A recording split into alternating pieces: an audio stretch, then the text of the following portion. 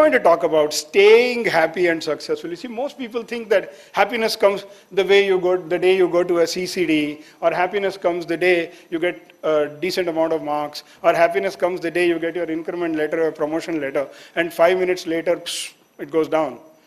We're going to talk about staying happy and staying successful and staying, you're going to find this word very odd, relaxed.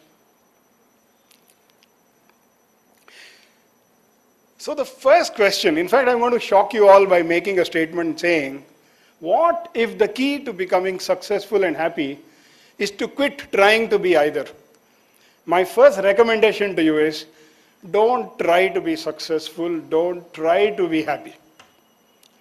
It's a very well-known thing. And I played a fair amount of cricket, and I know one thing. The day you're having a bad fielding day, the ball will follow you.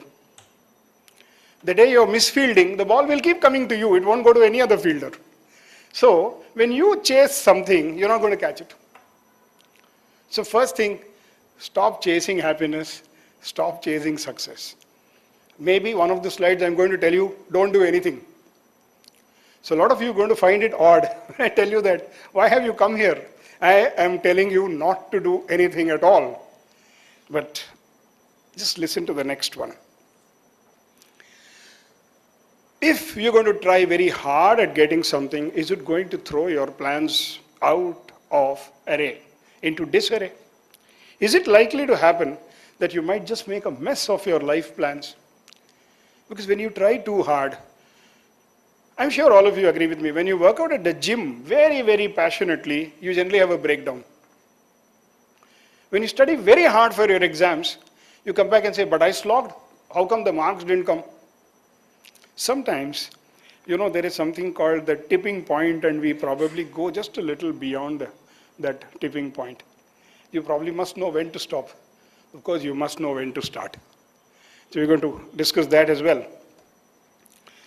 See, there's something very interesting in this world that's happening right now. Never before have thousands and millions of people been spending so much time, so much energy, so much focus, so much attention, so much concentration, hunting for secrets to a successful career and a happy life.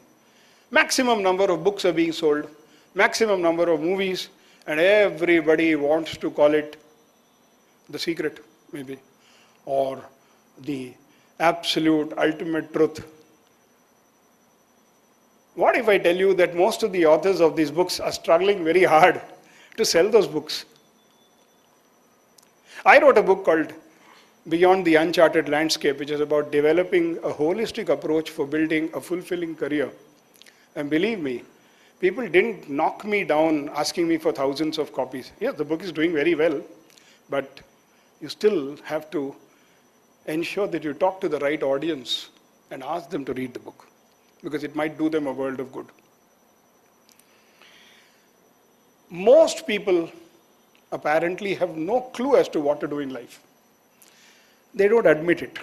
That's the only thing. Everybody goes around changing his plans. Begins with a very noble intention. I want to be a choreographer. Wonderful. What a wonderful career it's going to be. How enjoyable. First of all, dancing, and then making others dance to your tunes. But then you suddenly get to know, I'm working in a bank. Why? I was quite deflated when I got this feedback from a youngster I was interacting with. I said, why? Why a bank? Well, the answer was, I'm going to share that with you. But a lot of people end up drifting away from what they wanted to do. A lot of people are clueless. There is another set of people who go around attending interview upon interview, hoping that one day they'll get the right job. Believe me, I've interviewed thousands of people. And the one thing that comes across when the person isn't passionate about that particular kind of assignment or job or whatever, it shows. The voice, the tonality, the body language, the flickering of the eye, it's visible. When you're passionate about something, it is going to show. When you're not, it is going to show. So why not follow your passion? So a lot of times people go around losing focus because they maybe are sure of themselves, but they're not sure about what a lot of others are going to say. Somebody said this: nobody ever got anywhere by doing what everyone else is doing. I agree. If you're going to take the road everyone else has taken, you're going to reach where everyone else has reached. If you want to go somewhere where no one has reached, you probably will have to do something which no one has done. Now, what is that? Well, that may call for a lot of different qualities. It may call for a lot of attitudes. It may call for completely reorienting your thought process, maybe. On the other side, the world cannot be more competitive than it is today. Everybody wants to be number one. Well, nothing wrong with it. But can you be number one in everything? You can be number one in selling shirts and trousers and ties like Ritesh does for a wonderful brand. But he may probably not be the number one swimmer in India.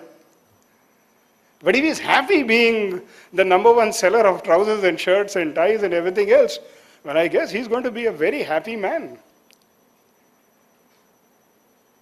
On top of that, everybody wants to beat his own colleague to get to that number one spot. My simple question is, when you've won, when your team has won, or you have won, who are you going to celebrate with?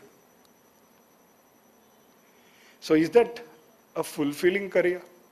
Is that a satisfying career? Are you going to be successful at the cost of everyone else?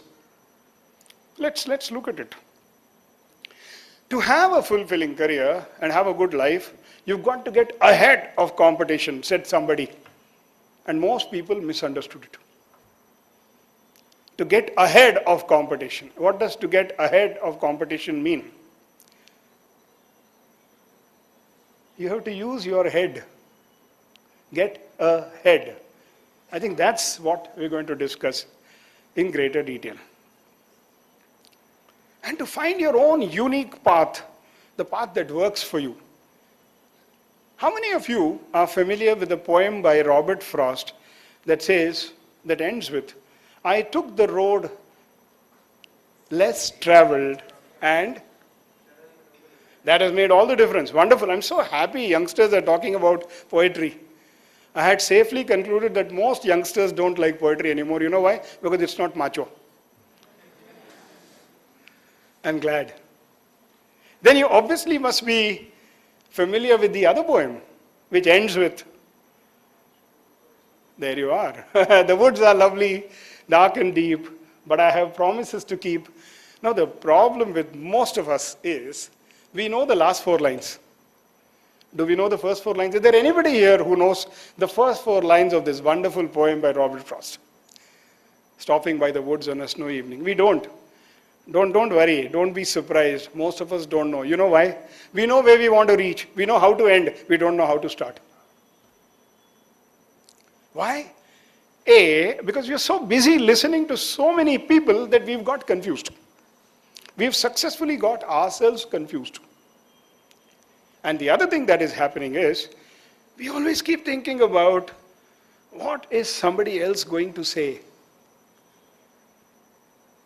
So, getting ahead, we'll look at that.